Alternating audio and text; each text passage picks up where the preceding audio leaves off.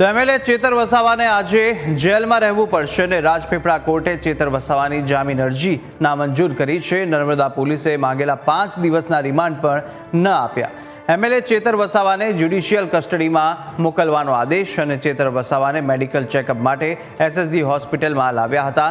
ચેતર વસાવાને ભારે પોલીસ બંદોબસ્ત વચ્ચે વડોદરા સેન્ટ્રલ જેલ ધકેલાયા, જ્યાં ચેતર વસાવાના જામીન માટે સેશન કોર્ટમાં આવતીકાલે અરજી કરવામાં આવશે।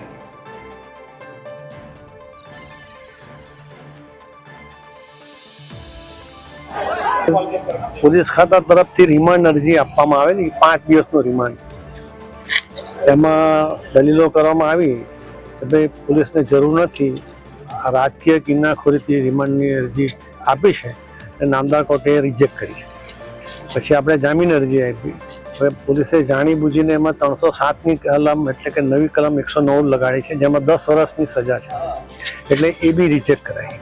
એમને અંદર રાખવા માટે જ આ કલમ લગાડેલી, એકચ્યુઅલી આ કલમનો કોઈ ઇનગ્રેડિયન્ટ્સ નથી, એ આજે રિજેક્ટ થઈ છે એટલે સેશન્સ કોર્ટમાંથી જામીન લેવા પડશે।